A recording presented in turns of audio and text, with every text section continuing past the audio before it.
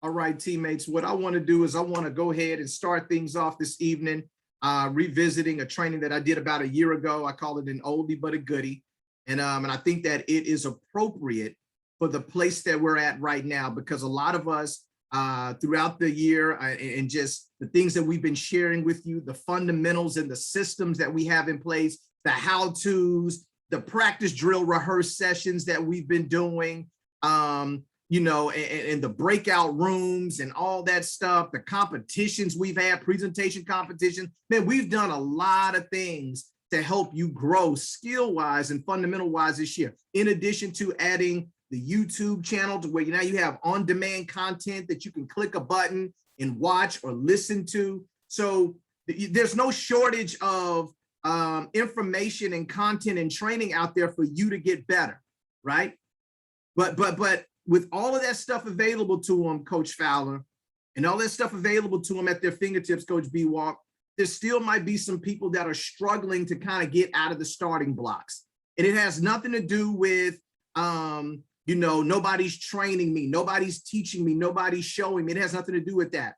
What it is, it's an inside out experience that starts inside of you that might be, you know, keeping you from just letting it rip, keeping you from just setting yourself free to go be great, you know? And so what I want to do is I want to talk about two components for you to be successful in this business, in building a successful business, and we call it skill and will. Skill and will. So these are the nicknames of Benicia's future twins, Skill and Will, right? So that's a joke right there. But yeah, so these are the nicknames of the twins. So we call them the twins, Skill and Will, right? And so let's talk about the power of these two keys for you to build a business. Now, this is some stuff that you might want to take some notes on, right? So if you don't have your notebook available, if you haven't, went and got, your tablet or something like that, or something to write with, this is the time to go do that. Because when you show up to Tuesday training, this isn't just for me to just talk and for you to listen. No, we want you to take some notes so you can get better. And then in addition to that, we're recording the training so you can even go back and listen to it and say, hey, I may have missed something, right? And so this is designed for you. So you want to be attentive, you want to be plugged in, you want to take notes, and family, you want to stay to the very end of training. You don't want to duck out early. You don't want to just show. Tuesdays aren't about just showing your face and then leaving, right? No, you joined this business, you started your Primerica business so you can grow and get better. And that's what we're going to talk about. This is stuff that they don't teach you in school. This is stuff that they're not teaching you on your job. But we're going to talk about some things tonight that I guarantee you that it'll bless your life, right? And so these are the two keys of building a business. Look at this. This is a quote from Mario Andretti, one of the greatest racers of all time. He said, if everything seems under control, then you're just not going fast enough. If everything seems under control, Shadrika, then you're just not going fast enough, right? And I say that quote, and I wanted to share that quote because a lot of times, Kim Jones, we want things to just be so controlled, like, hey, man, we got it all covered. We got all the bases covered. In the minute that things seem like they might be going a little bit too fast, we want to pump the brakes. We want to slow it down. And I'm here to tell you that a lot of times that can be to your own detriment. How can you control an explosion, right? Think about it, Coach B-Walk. We always say that line.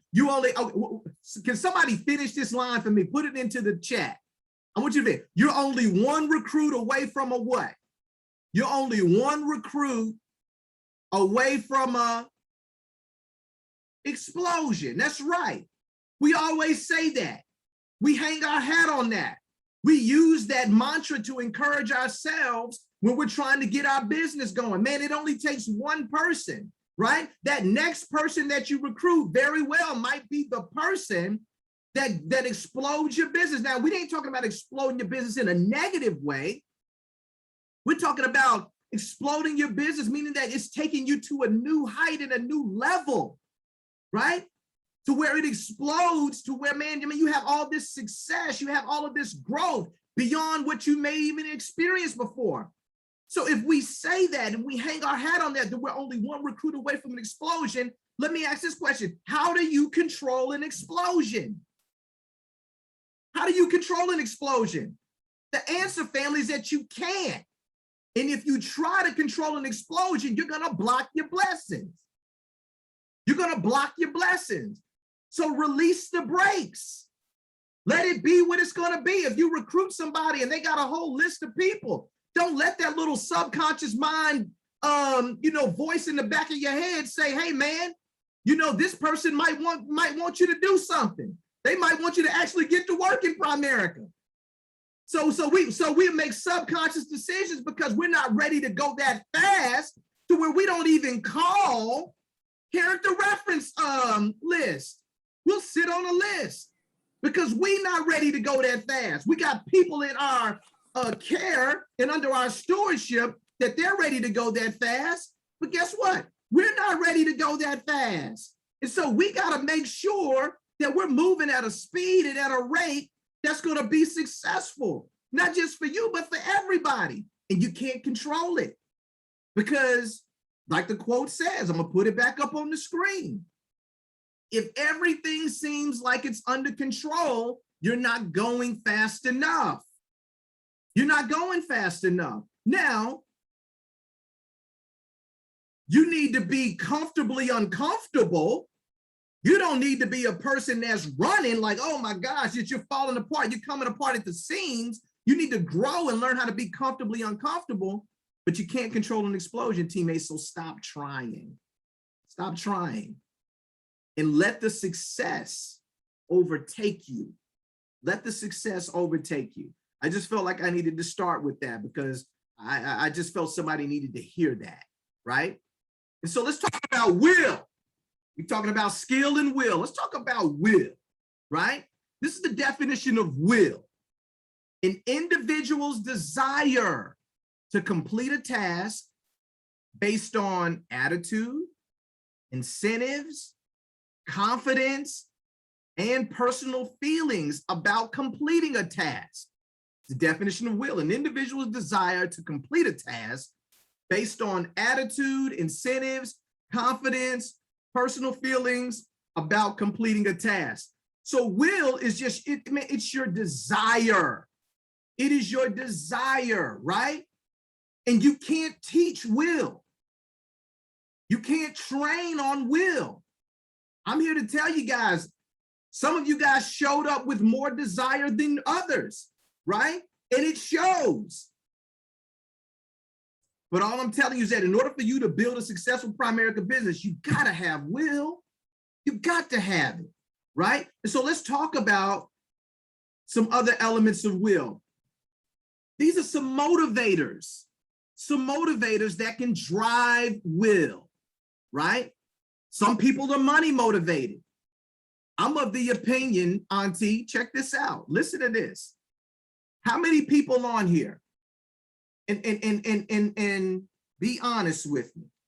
How many people, I'm gonna change the view to gallery view. How many people on here you would consider yourself money motivated? Raise your hand if you consider yourself money motivated. You a money motivated person, right? Okay, people raising 2 hands and all that good stuff. Okay, I got you, right? So let me ask this. How do we know that you're a money motivated person? You don't have to answer that.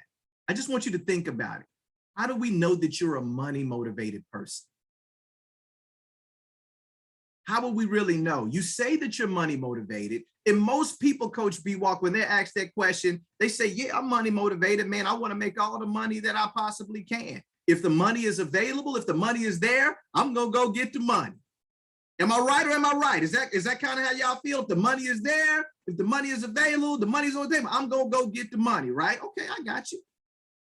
Let me ask y'all a question. Did y'all know that Primerica basically has no shortage of money? That you are in an opportunity that will pay you an unlimited amount of money?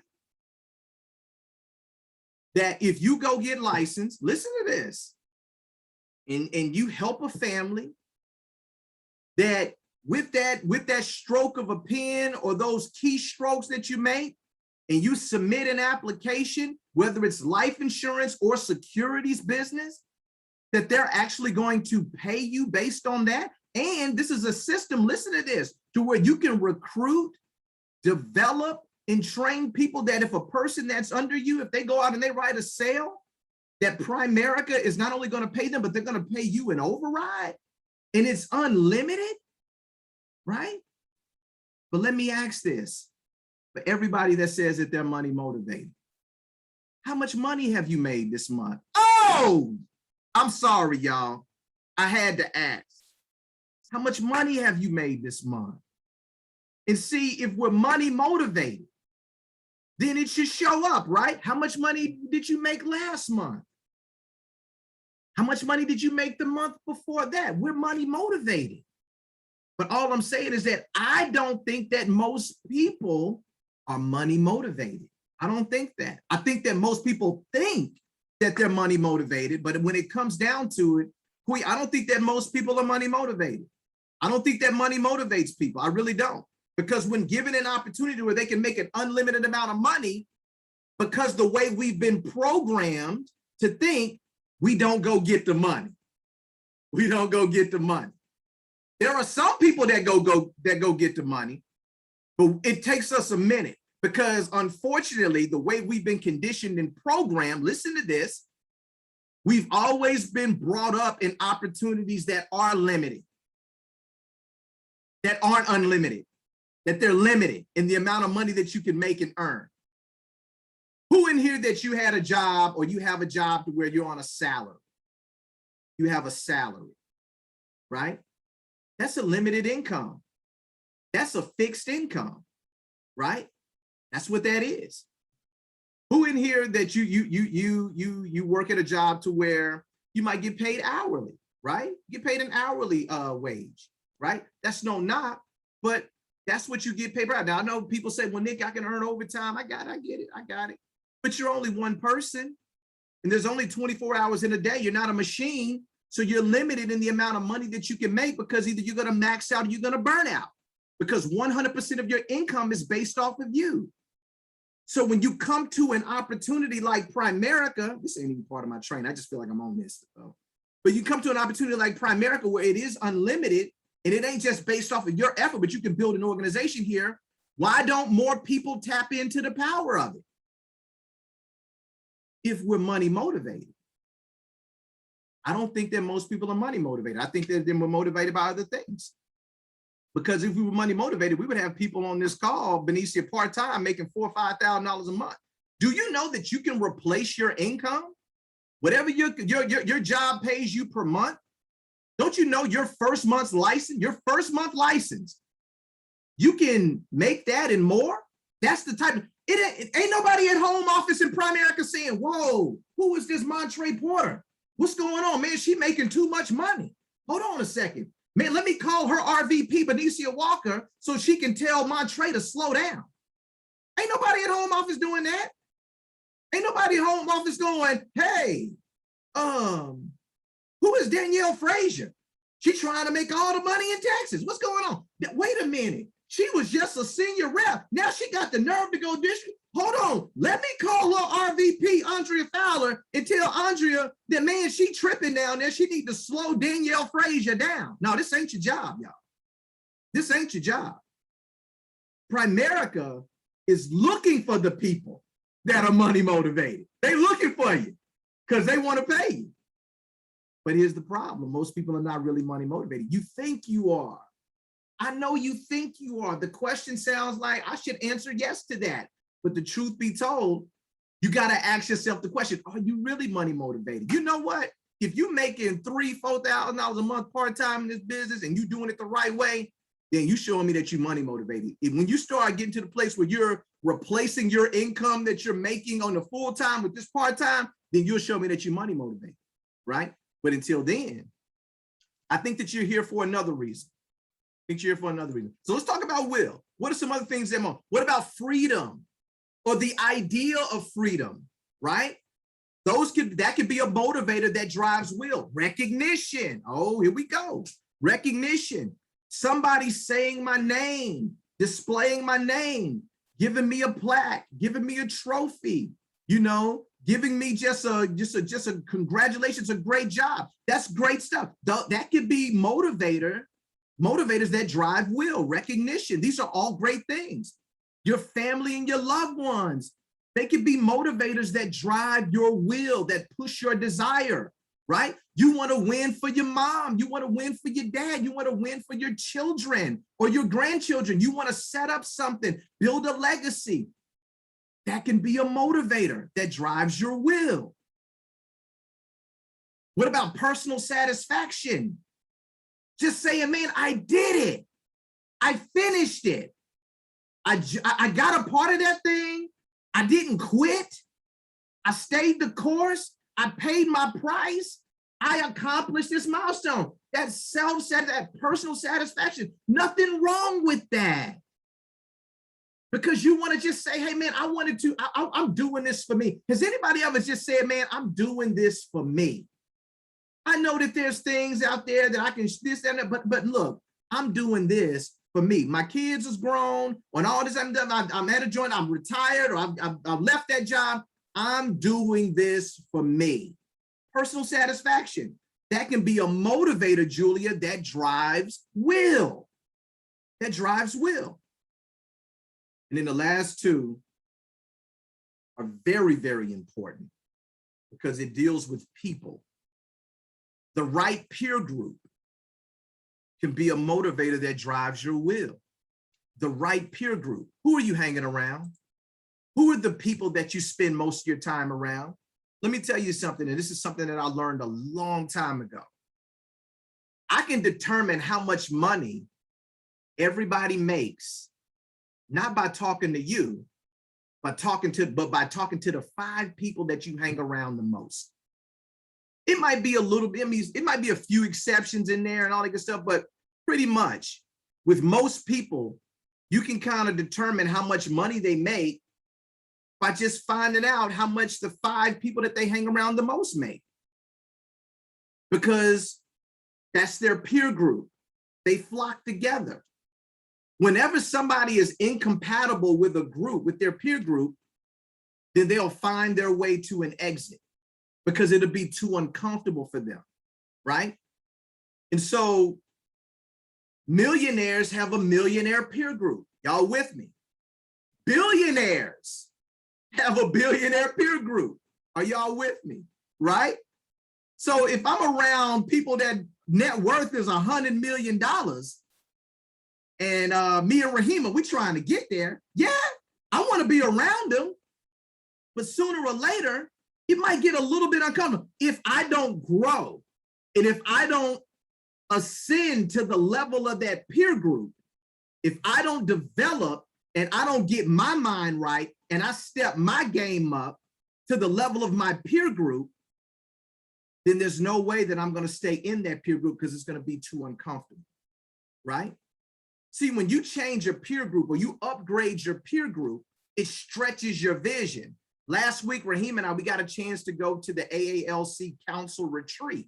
So every year, we have been hearing about it for years and just anticipating not only getting on the council, being able to have access to these council retreats. So every year, the AALC Council, just council members only, they have a retreat.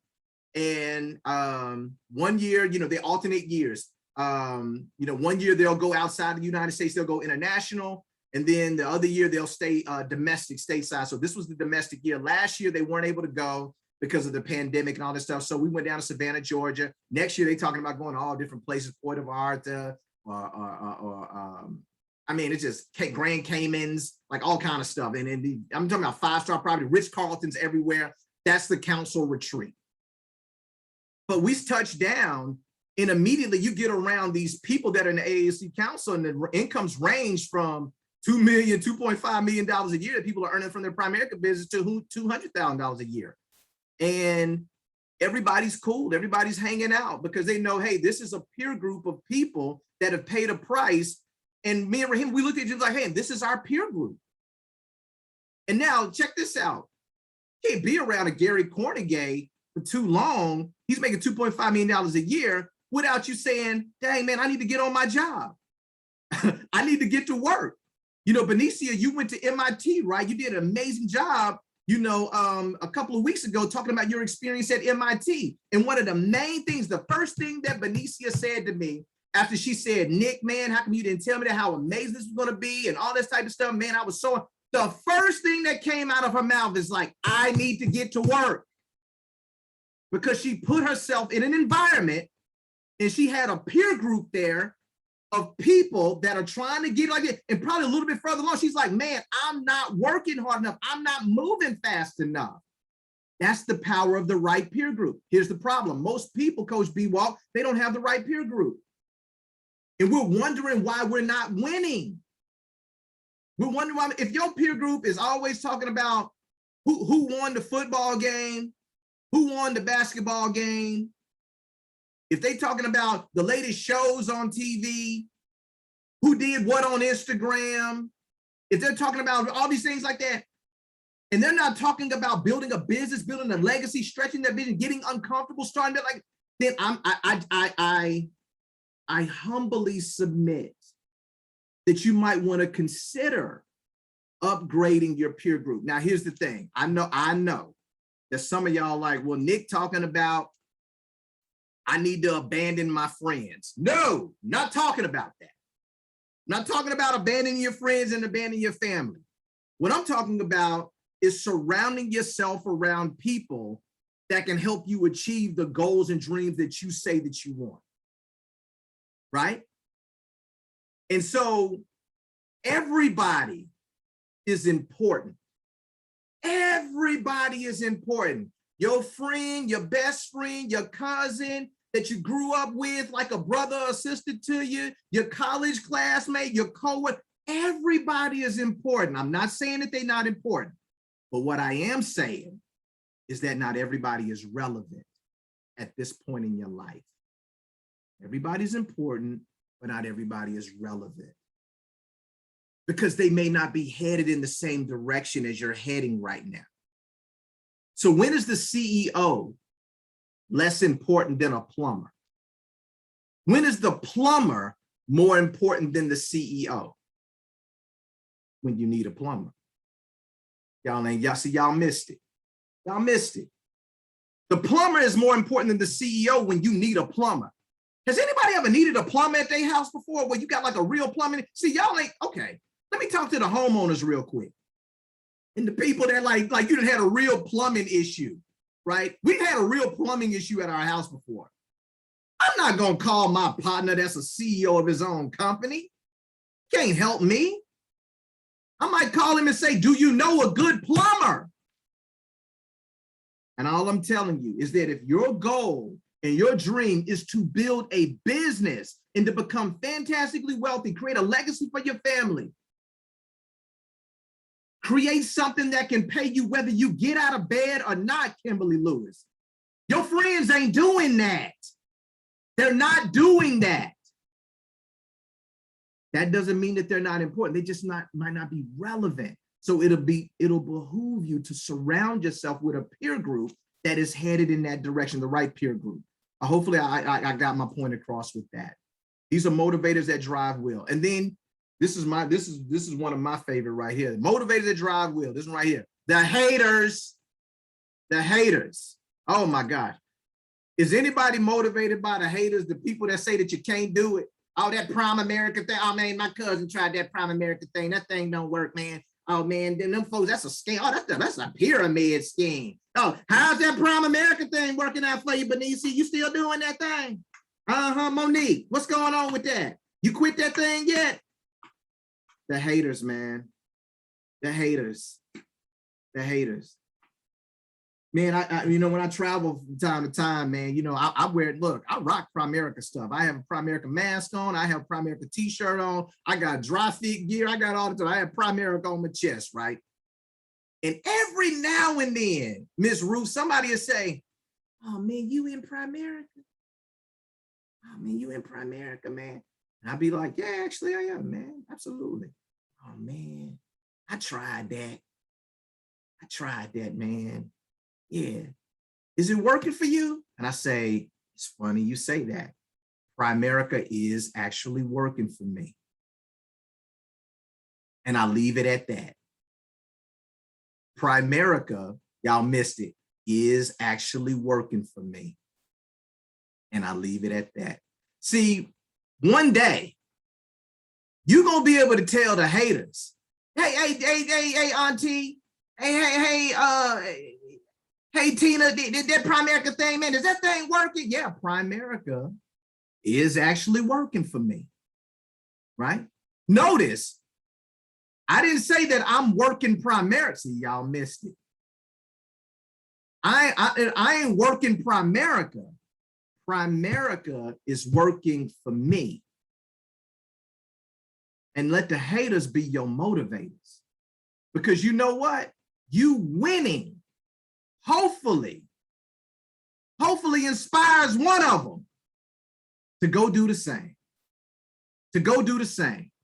So let the haters be your motivators, guys. So those are things that can drive will.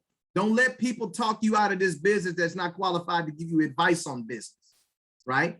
Don't let the haters run you off and run you away from your goals and dreams. Don't let them do that to you, guys. Let the haters be your motivators, right? Motivators drive will. These are things that can cause low to no will. Check these out, Julia. Check these out. No incentive to accomplish a task, right? There's no, I mean, look, I mean, there's no payoff, right? And so no incentive to accomplish a task, no personal satisfaction, meaning that, you know, whatever you got to do, man, there's just really no personal fulfillment from it. No positive recognition associated with it. You know, I mean, they want you to do something, but at the same time, nobody's saying thank you. It's a thankless position.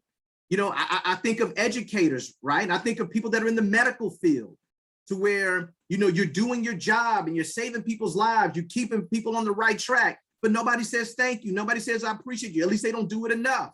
No positive recognition. The task is boring or mundane.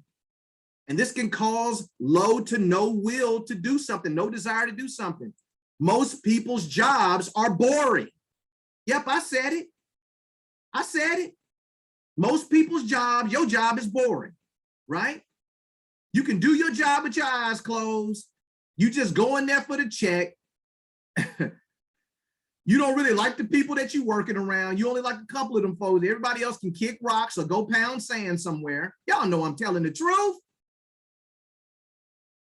Y'all know I'm telling the truth, man. Your boss or supervisor is slower than anyway, don't get me. You doing their job and your job. And that can cause low to no will, right? Fear of rejection, fear of the unknown, even fear of success. Fear of actually winning and succeeding can cause low to no will. Your poor self-image, if you have a poor self-image, meaning that, you know, for some reason, you just don't feel that you're supposed to win. Everybody else is supposed to win, but when it comes to you, you don't really see yourself as being a part of the group of people that win. And it may be something that's a byproduct of how you grew up. It may have been somebody that spoke just negativity over you for a period of your life, and it's kind of taken root inside you, but it's just a poor self-image. To where as you get close to success or you get close to an opportunity to have success, you might self-sabotage it. Poor self-image or a low belief in a payoff, meaning that people are telling you that, yes, if you do this, and this, that you will experience that, but you don't believe it. You don't believe it. Hey, if you schedule 8 appointments or so many appointments a week, then you're going to have the spoils of Primerica. Nick, I hear you. And I've heard you say it multiple times. I just don't have the belief in it. So low belief in the payoff. If I can't see it right now in front of me, right? If I don't know that it can happen for me, then I'm not willing to put in the work because I don't believe that the payoff is going to be big enough. I'm here to tell you right now that winning in Primerica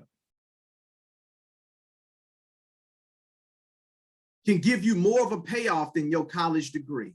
Y'all ain't heard me. Y'all ain't heard me. When I went to college, man, I don't know, what college did y'all go to? The college that I went to, I had to borrow some money. Some of y'all were fortunate enough to be on scholarship. I had to borrow some money to go to college, right? And so I had to pay them tuition, fees for the first 2 years, room and board every year, just for that opportunity. And as I was going to college, I took about an average of about 15 hours a semester. I had to go to class. I had to receive their information. Guys, I'm going somewhere with this. I had to study that information and master it enough to where I had to regurgitate it on an exam and score high enough on an exam so I can pass that class.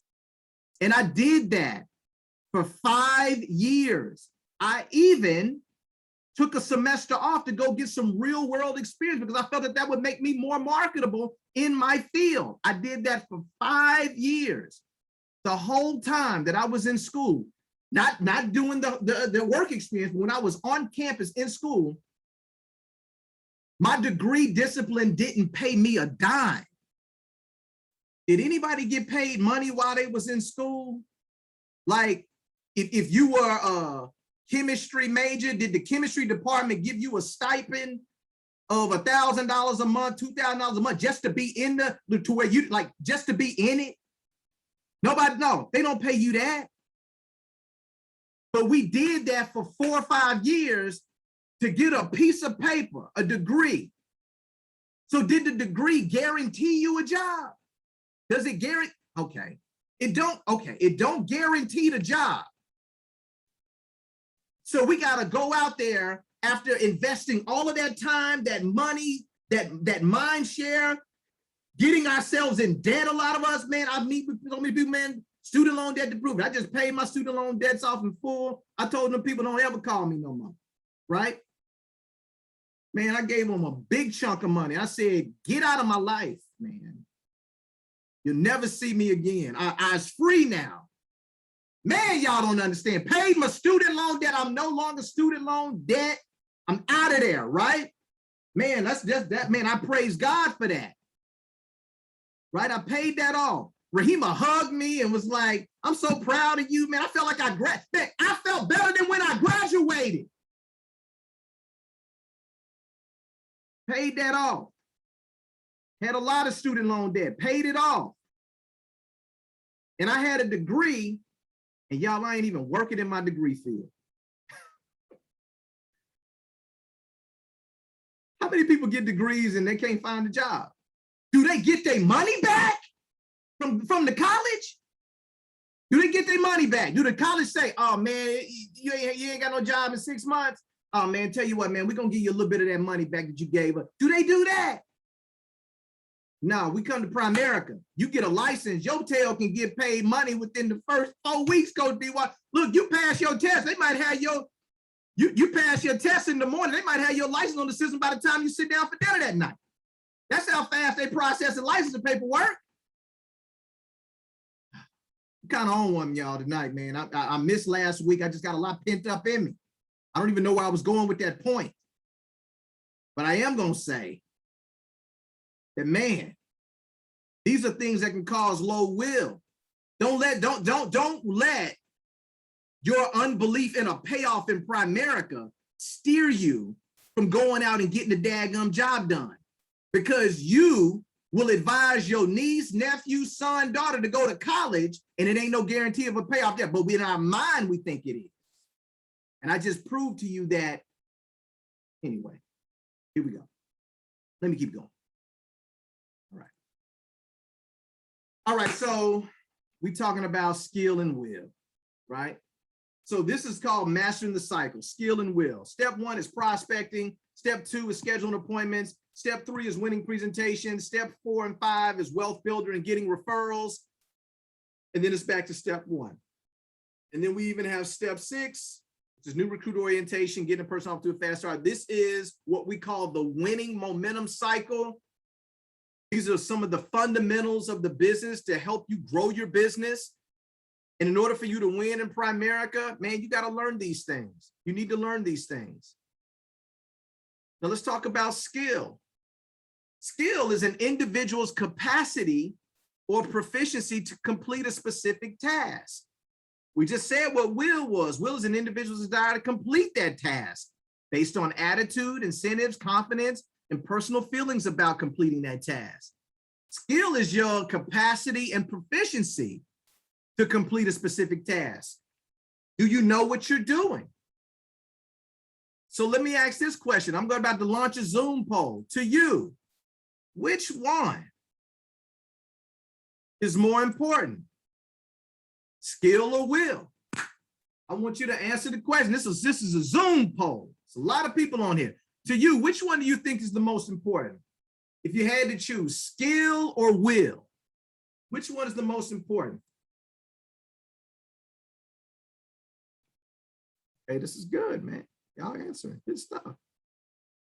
Skill or will? Good. Keep going. We got about 25 of the 38 people that have done. That's about 71%, 76% of the people now have answered the questions. Keep going. We climbing, we climbing. Good deal, good deal. Thank you guys for participating. Excellent. Almost at 100%. We're at 82% of the people that have answered the questions in the poll. Fantastic. Keep going, keep going. Keep doing it. It's just your opinion. It's all good. It's all good. We're going to talk about it. Right, we're almost there. Almost there. We're a minute in. We're at 34 of the 39 people. And that might be about it. Right now, 35. There we go. Bridget Johnson, I hear you, sis. You say will. Will is more important than skill. Right? 92% of the people have participated. 36 out of the 39. Right? Jared, I'm afraid them other 3 people, man, they might be asleep somewhere. They might be watching the game. All right. Yeah, they sleep, right? All right, so I'm gonna go ahead and end the poll, because if you ain't answered it by now, then you're not gonna answer it. It's all good. So this is the deal. Let me share the results, right? These are the results. So we got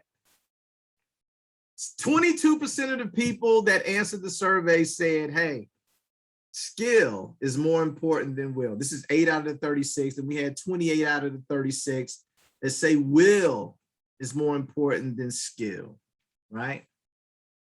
All right, and so it looks like when it comes to this poll, that will is the winner, right? People feel that will is more important than skill. And I'm here to tell you, family, that they're both equally as important. They're both very, very important, right? But if I had to give the edge, Coach B Walk, to one of the twins, I had to give the edge to him. I got to give it to Will. I got to give it to Will.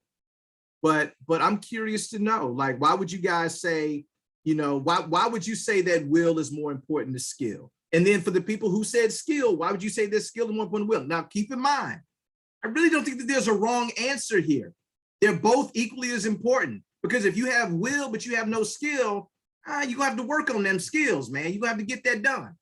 But if you got skill but no will, there's a problem too. We're gonna talk about that. But you know, somebody come off mute, or you know, whatever, and give me some answers, give me some feedback. But somebody that said that. Okay, go ahead, Montre. I'm gonna spotlight you. So I chose skill because I had the will when I first joined, but my skill was missing.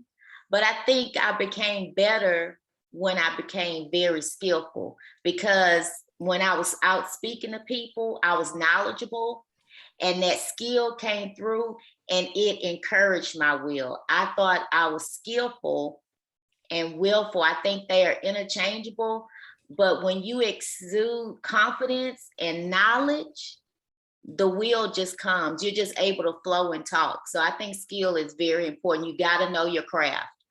Man, that is an amazing point. Well put, man. I don't know, man. I might be switching mine up. She made a great case for skill. Okay. All right. Somebody else, give me theirs, man. I mean, let me know what you're thinking. Skill or will? Where you land?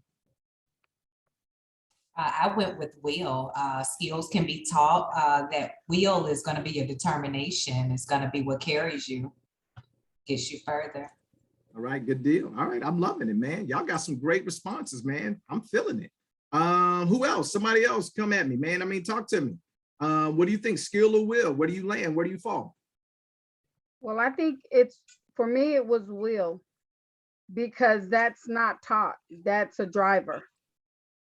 You know, you have the will to, as the other young lady said, to develop your skill. But if you don't have that driving motivation, that driving force that will provides, that, because will is part of your personality. It's part of who you are. And so to me, that's a driver. And I mean, I can be driven to develop my skill, but you can't develop will. Gotcha. That's very good. That's very good. That's an excellent point, that even to get your skills built, you have to have will. You know, a person that does not have will, they won't be driven to even develop their skills. So, man, these are great points, man. Oh my gosh, this is really good. Give me two more people. Skill or will, where you land? Nicole, what team are you a part of? While somebody else come on, if you don't mind. No, I don't mind. I'm with Culture Shock. Okay, all right. Culture Shock rapping. There it is. Good stuff. Excellent, excellent. Nice to meet you, sis. Very nice to meet you. Thank you. Right on. And so, man, okay. So give me somebody else. Who else? Who else is in the game? Show me. Talk to me. Skill or will? Where you land? Hey Nick, I also said will. I kind of was half and half, but I went with will because I think skill can be developed. But if you don't have the want to and the desire to get the skill and do what you need to do, then it's not going to go anywhere. That's, you know, so I chose will. Very good. Thank you so much, Tina. Excellent, excellent. And so, Coach. last person, talk to me. Coach, what's up? What's up? I got something for you. You ready? Yes, sir. Talk to me. What up, Proven Movement? So look, check this out. This is gonna be a bombshell announcement.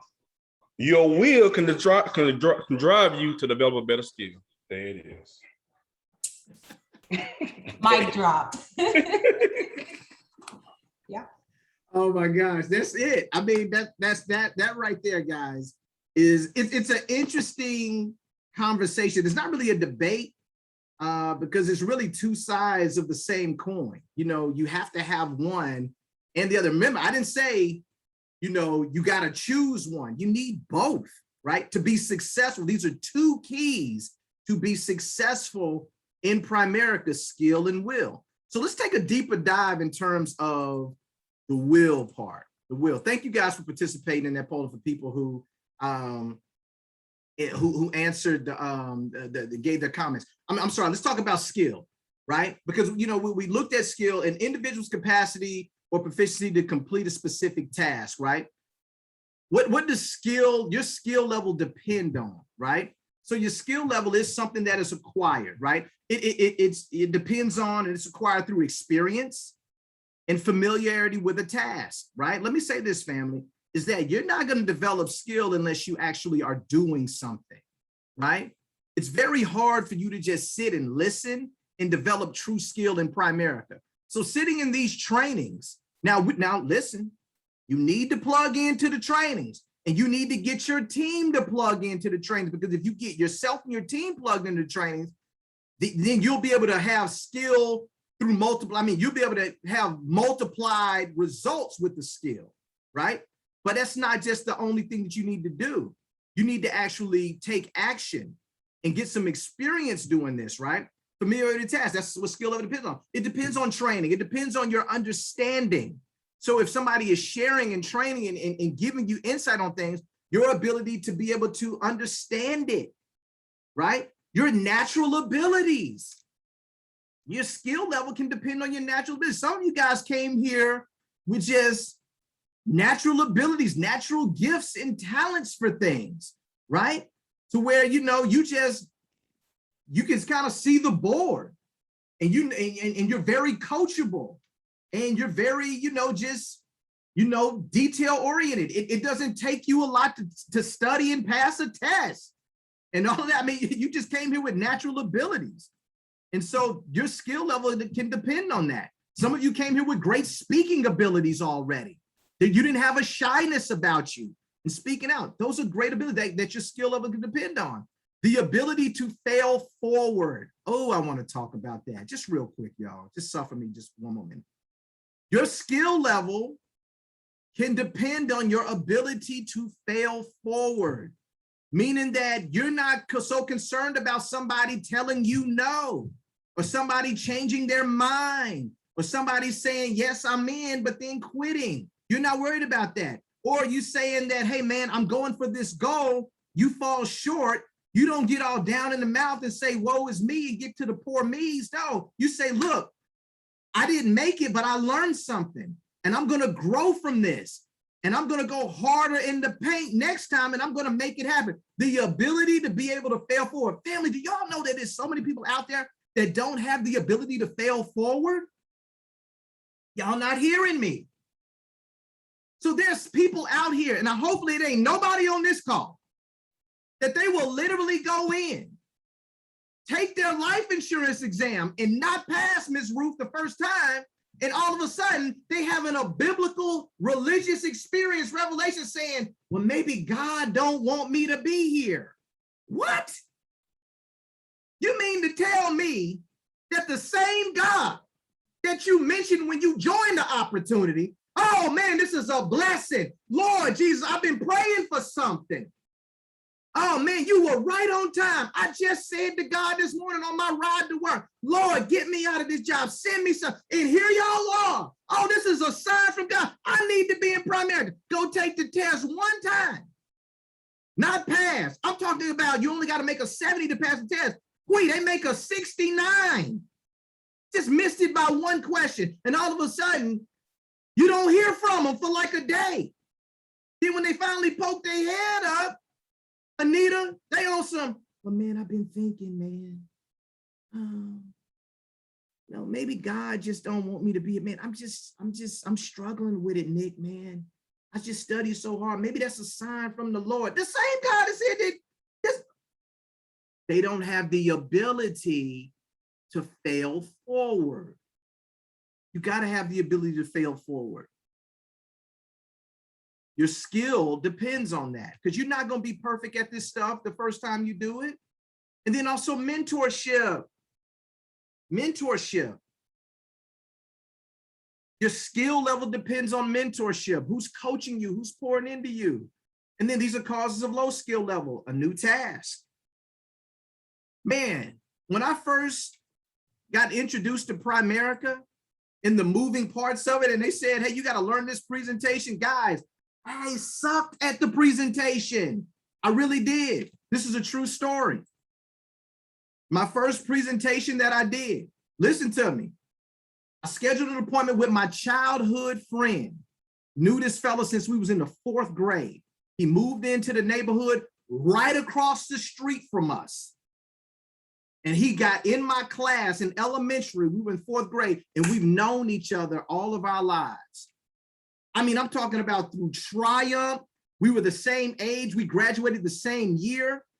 We went to the same college. Listen to me. Through tragedy, his older brother, who was a year ahead of us, he got killed in some senseless violence, picking up his kids from daycare. Somebody came shooting. He got hit, didn't make it. Went to the funeral. That's the first time I cried my eyes out at a funeral. He was my first appointment. He was married at the time. And he said, yeah, man, you can come by and holler at me, Nick, man. Just tell me what you got. And here I am. I'm doing my presentation, Coach B. Walk. And I go in there and I do my little presentation. Y'all, I sat there in front of him and his wife and presented to them for an hour. I just vomited everything that I knew about Primerica on them for an hour straight. Didn't ask no questions, was just talking. And I got to the end of that presentation. This is when we had 6-page booklets, like a little presentation book. I got to the end of that booklet and I said, oh man, I think that's it. And I closed the book. No closing questions. No, do you want? And so he did me like this. He said, okay. And he looked at his wife. He said, so Nick, what you want us to do? Are you selling life insurance? Like, what you doing? Like, I talked to them for an hour. And they still, y'all, this is a true story. I'll get him on the phone right now. He said, so what you do? Like, so were you trying to get us to buy some life insurance?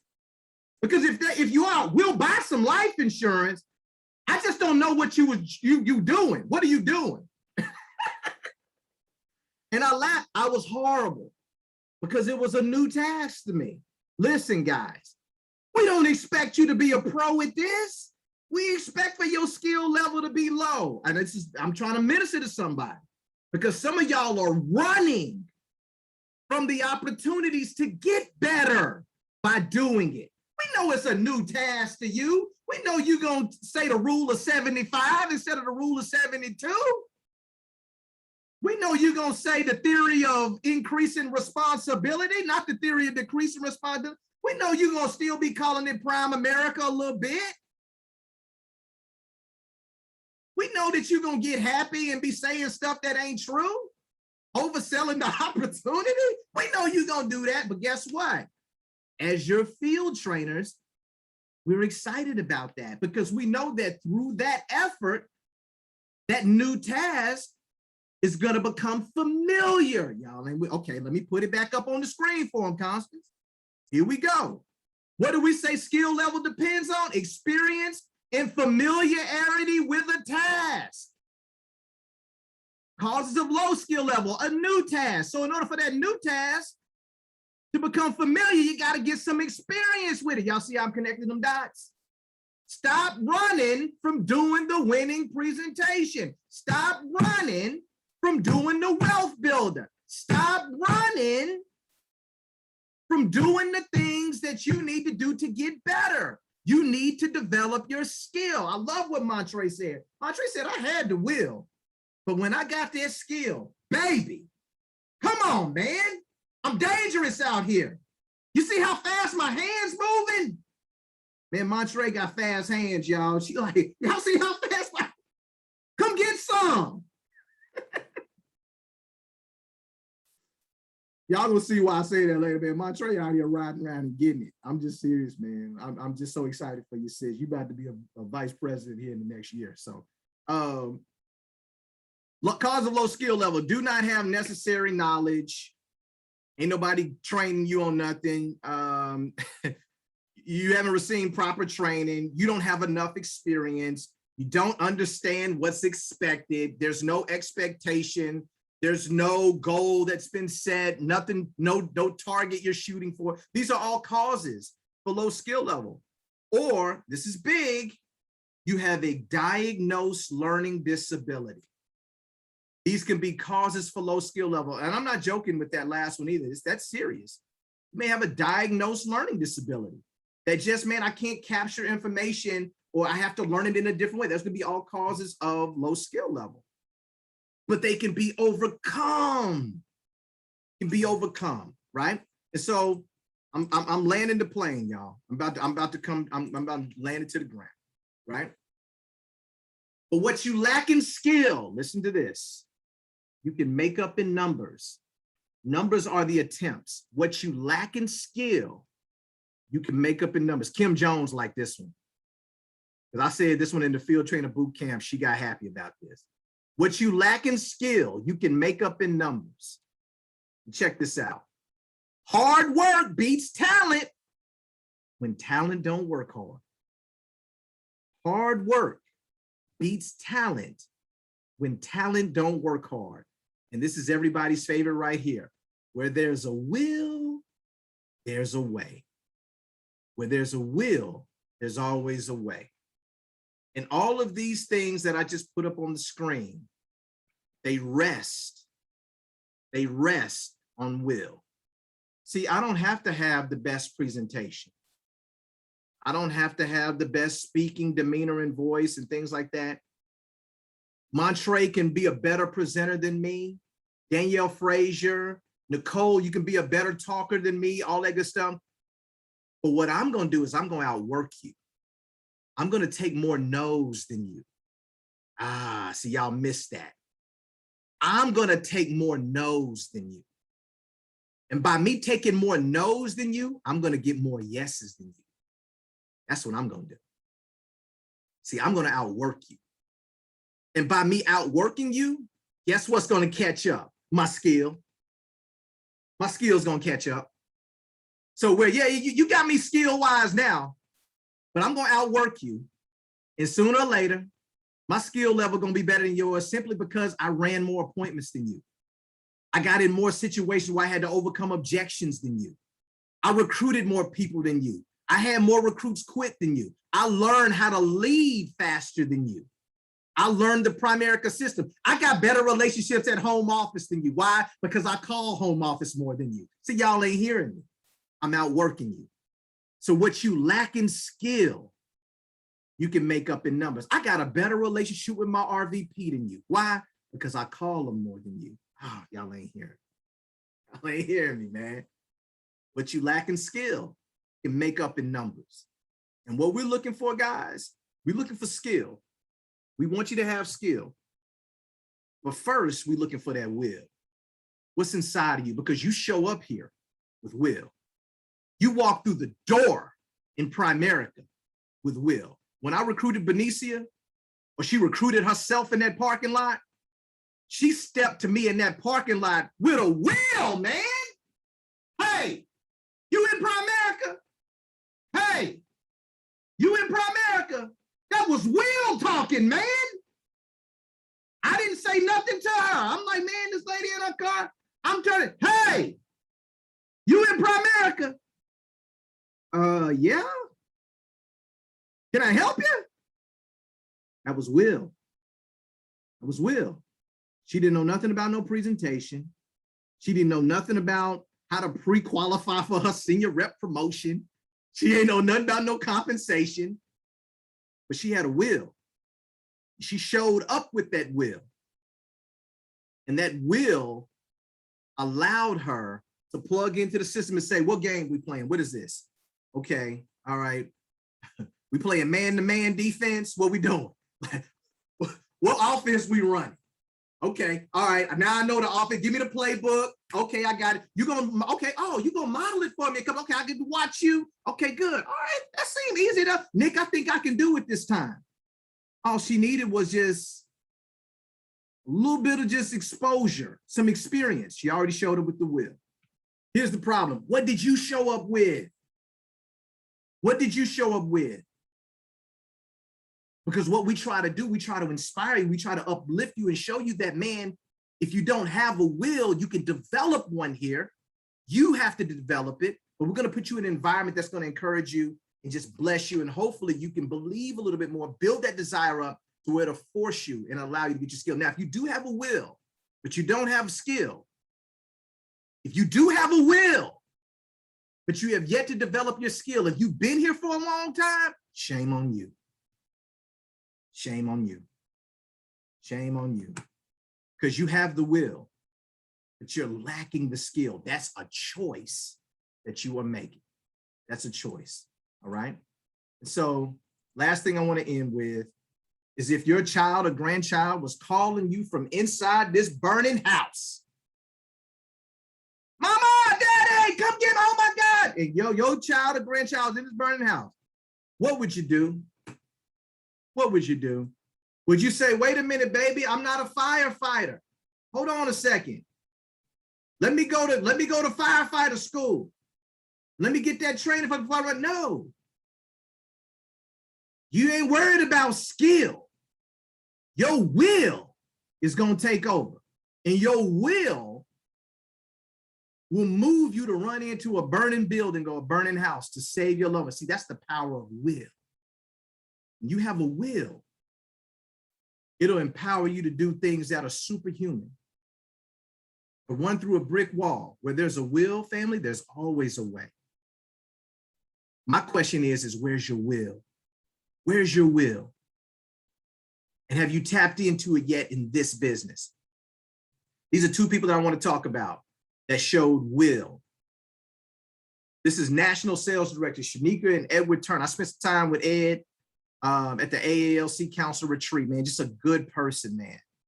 I mean, he had his own, mechanic business, just trying to hustle out a living. Shanika worked in the school system in different capacities, from teacher to counselor and all that type of stuff. They got recruited to Primerica by a person that gave them little to no training. But they were just so fed up with their life and what they were going through that they figured it out. They plugged into who they can plug into. They went to all the meetings, the conventions, the trainings, and now they make over $400,000 a year and climbing in Primerica And they didn't grow up in an environment like we have right now. Wasn't attached to a hierarchy, nothing like that. Now they have 8 regional vice presidents. First, they have 8 regional vice presidents, and they make over $400,000 a year in climbing. That's Will. That's Will. Another couple that I want to spotlight is National Sales Director Joshua and Katrina Knight out of Atlanta, Georgia, making over $600,000 a year. He was a teacher. She was a principal. They got recruited by a Caucasian guy whose office was probably a 2-3 hour drive away. He came down and did one group meeting at their house and never showed back up again. But they said, man, we're on to something here. And we're not going to quit. That guy's not going to train us and develop us. We're going to figure it out. So they did what they had to do. And now they are national sales directors in Primerica, making over $600,000. Y'all ain't hearing me. That's Will. See, Will don't need an upline. Y'all ain't hearing me, man. Will don't need an upline. Will say, I need a downline. Oh, y'all missed it. Oh, y'all missed it. Will is like, man, my upline is good, but Will is like, I need some downline. Will gonna figure it out. And so I'm telling you right now, y'all don't even have to figure it out. We are here for you in the foxhole with you every step of the way, helping you win, helping you grow. We're gonna do all of that, guys. All we need for you to do is bring your will. Bring your will. And if you bring your will, then we're gonna make a way. Notice I didn't say you gonna make a, we gonna make a way. Bring your will and we gonna make a way. All right. Last thing I want to talk about.